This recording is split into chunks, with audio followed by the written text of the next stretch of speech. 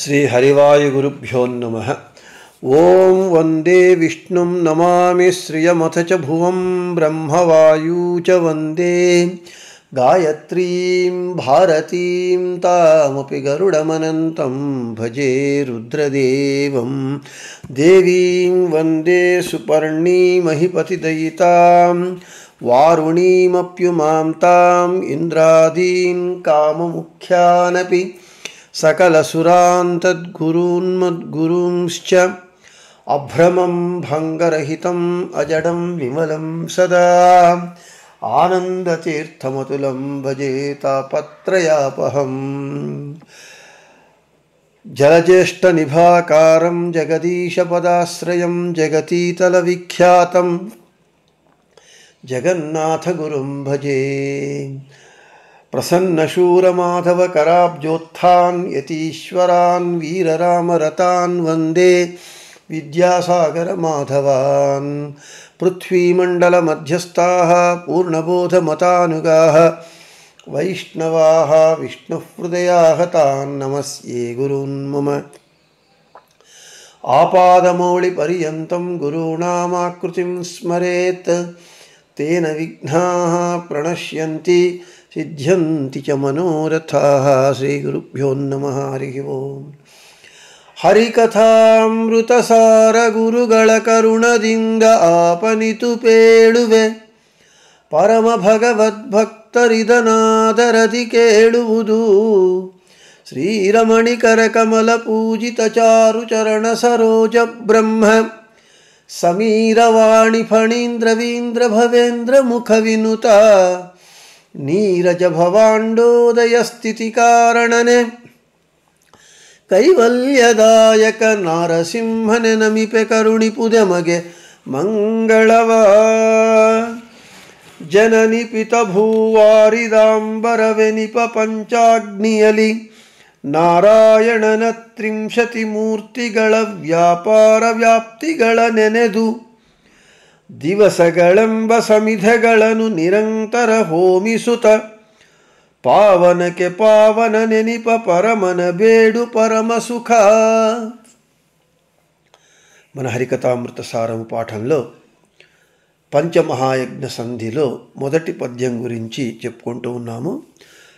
నిన్నటి రోజున కొంతమేరకు విశేష వివరణ చెప్పటం జరిగింది. ఆ విశేష వివరణను ఈరోజు కూడా కొనసాగిస్తూ ఈ తల్లి తండ్రి తర్వాత భూమి మేఘము ఆకాశం ఈ పంచాగ్నులందు మనము మన ఆయువునందు భాగమైనటువంటి దినములను సమిత్తులుగా చేసుకొని హోమం చేయండి జ్ఞానానుసంధానంగా అని చెప్తున్నారు. ఇంకొక రీతిగా ఇక్కడ చెబుతూ ఉన్నారు, మనము జీవితము ఎంతకాలము, ఈ జీవిత కాలము యొక్క ఆది అంత్యములేమిటి, అవధి ఎంత అనంటే ఈ జీవుడు ఈ జనించినప్పటి నుండి వాడు మరణించే వరకు అంటే జనన మరణముల మధ్య ఉన్నటువంటి కాలము అవధి మన జీవితం. తల్లి గర్భము నుండి మనము బయట వచ్చిన తరువాత అంటే జననము నుండి మరణము వరకు ఈ పంచాగ్ని హోమము ఎలా చేయాలి అని వ్యాఖ్యానకర్తలు ఇంకొక రీతిగా చెబుతూ ఉన్నారు. సూర్య కిరణములున్నాయి. సూర్యుడు లేకపోతే మనకు జీవితమే లేదు. సూర్యుడు మన జీవనానికి అత్యావశ్యకం. అటువంటి సూర్య కిరణములందు పంచాగ్నులు ఉన్నాయి. ఎలాగా అంటే సూర్యుని యొక్క గుణం ఏమిటి అని అంటే తేజస్సు. ఆ తేజస్సునకు కాల్చేటటువంటి గుణమున్నది. అంటే అగ్నికి కాల్చేటటువంటి గుణమున్నది. అటువంటి అగ్ని సూర్యకిరణములు ఉన్నప్పుడు, అంటే సూర్యుడు ఉన్నంత కాలము పగలు. ఆ పగలు యందు ఒక అంశముతో ఆ సూర్యకిరణములందు అగ్ని ప్రవిష్టుడై ఉంటాడు, అగ్ని ఉంటాడు.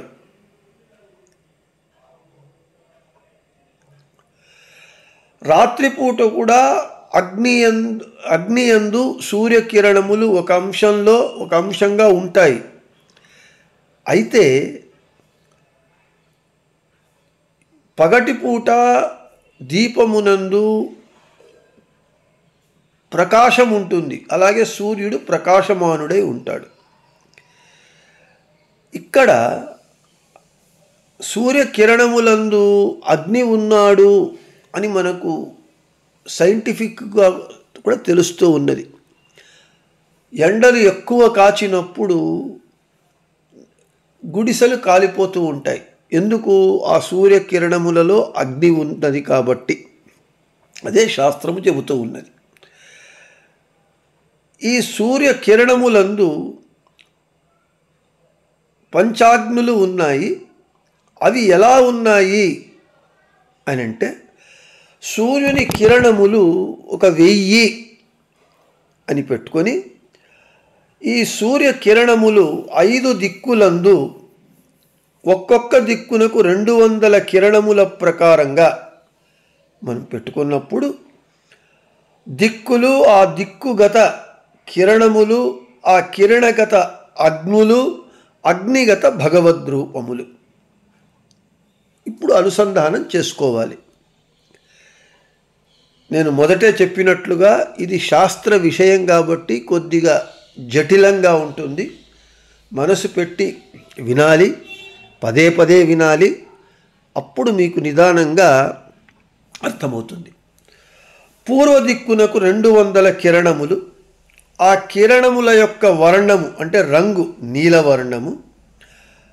ఆ కిరణగత అగ్ని ఆహవనీయాగ్ని. తర్వాత ఆ అగ్నిగత భగవద్రూపము అనిరుద్ధుడు. దక్షిణ దిక్కునకు 200 కిరణములు. వర్ణము పీతవర్ణము. ఆ కిరణగత అగ్ని గార్హపత్యము. ఆ గార్హపత్య అగ్నిగత భగవద్రూపము ప్రద్యుమ్నుడు. ఇక పశ్చిమ దిక్కునకు 200 కిరణములు. ఆ కిరణ వర్ణములు స్వర్ణవర్ణము అంటే బంగారు రంగు. ఆ కిరణగత అగ్ని దక్షిణాగ్ని.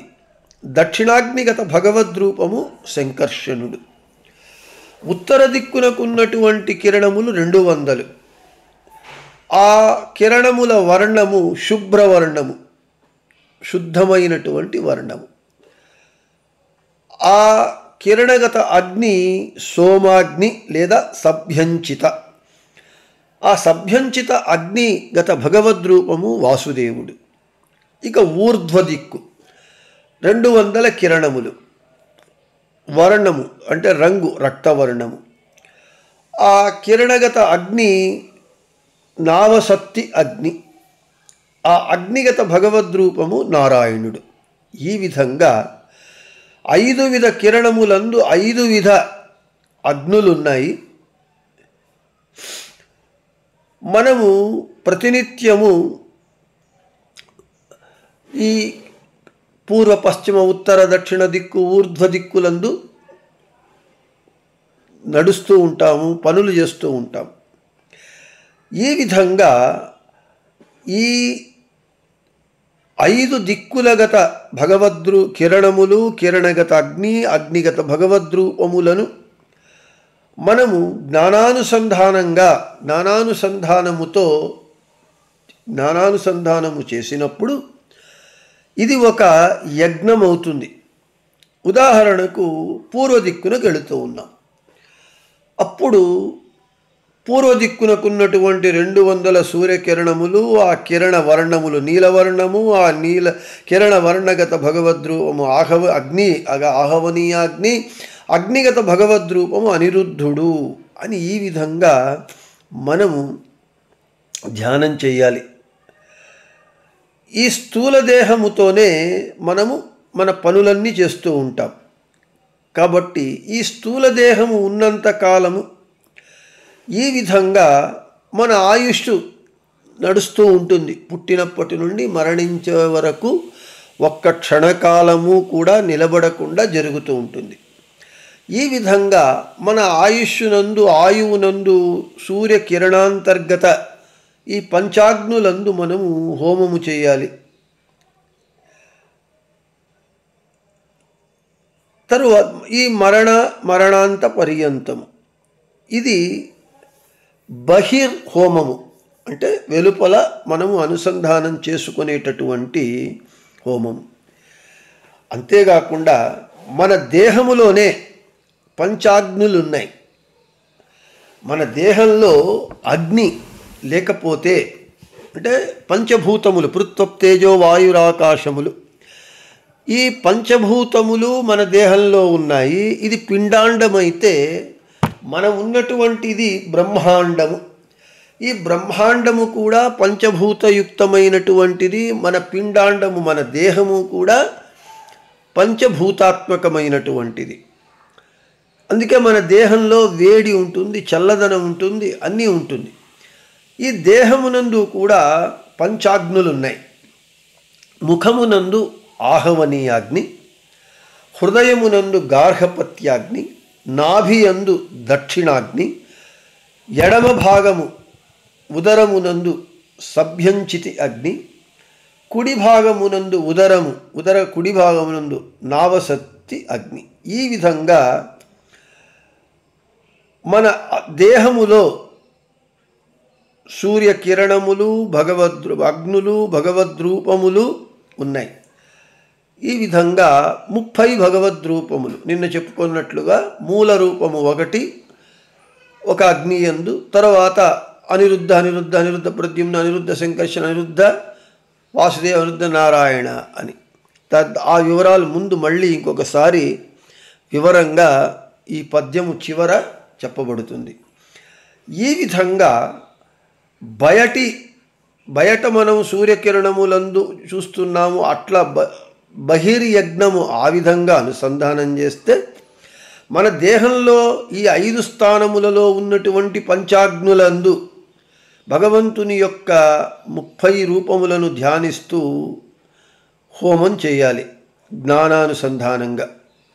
అంటే ఇక్కడ హోమము అంటే యజ్ఞగుండము, అగ్ని, సమిత్తులు, దర్భలు కాకుండా జ్ఞానయజ్ఞము చేయాలి మనం. ఈ దేహగత పంచాగ్నులందు భగవంతుని 30 రూపములను తెలుసుకొని దేహమును, జీవుణ్ణి, ఆయువును, కర్మలను మనం ఎప్పుడు హోమం చేస్తూ ఉండాలి. ఇది జ్ఞానయజ్ఞము అని అంటారు. ఇక ఇది జ్ఞానయజ్ఞం అయితే జనన యజ్ఞము. ఇది అంటే పుట్టినప్పటి నుండి జనన యజ్ఞము, స్థితి యజ్ఞము, ఆధ్యాత్మ యజ్ఞము అని ఈ విధంగా 3 విధములైనటువంటి యజ్ఞములు ఉంటారు. మళ్ళీ మరణ యజ్ఞం అనేటటువంటిది ఉన్నది. ఈ మరణ యజ్ఞము ఏమిటి అని అంటే, ఈ స్థూల శరీరము పోగొట్టుకోవడం, అంటే ఈ స్థూల శరీరం వెళ్ళిపోతుంది. ఈ జీవుడు ఈ స్థూల దేహాన్ని పొందుతాడు. ఈ దేహము ఎంతకాలం ఉంటుంది? జీవుడు, ప్రాణుడు అంటే ముఖ్య ప్రాణుడు భగవంతుడు ఈ దేహంలో ఉన్నంతకాలము ఈ దేహం ఉంటుంది. ఎప్పుడైతే ముఖ్య ప్రాణుడు వెళ్ళిపోతే భగవంతుడు వెళ్ళిపోతాడు. తర్వాత జీవుడు ఉండాలన్నా ఉండలేడు, వెళ్ళిపోవాలి. ఈ జీవుడు దేహము నుండి తొలగిపోయిన తర్వాత అది మరణము. మరణానంతరము మనకు ఒక ప్రేత దేహం వస్తుంది.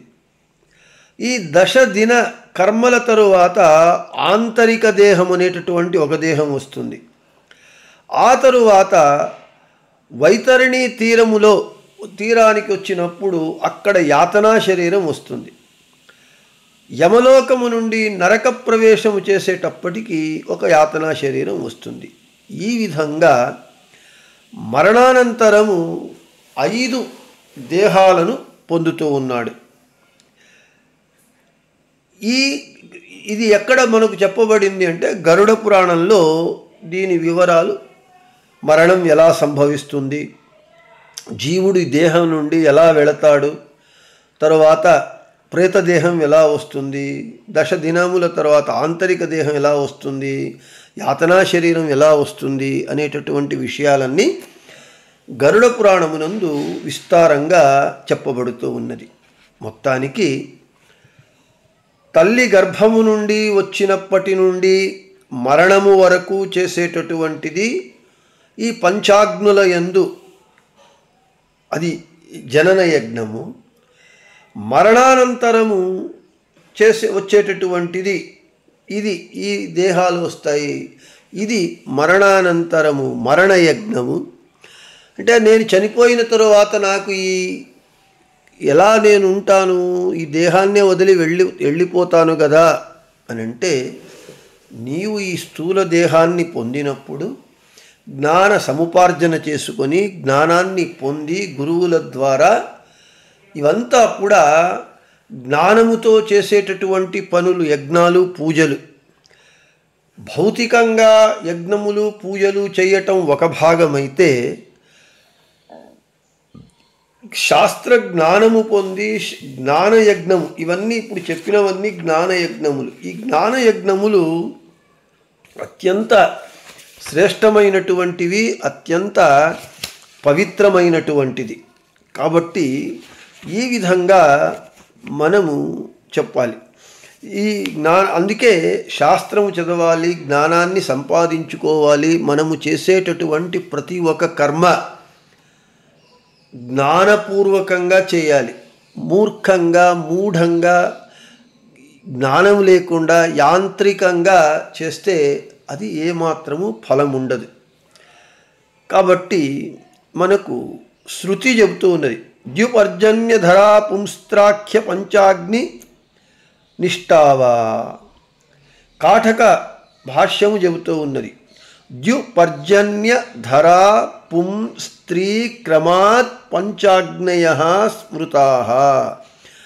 ఈ కాఠక భాష్యంలో ఉన్నటువంటి వాక్యాన్ని పెట్టుకొనే జగన్నాథదాసుల వారు ఈ పంచమహాయజ్ఞ సంధిని రచిస్తూ ఈ పంచాగ్నుల యందు మానసిక యజ్ఞము, జ్ఞానయజ్ఞము ఆచరించాలి అని మనకు చెబుతూ ఉన్నారు.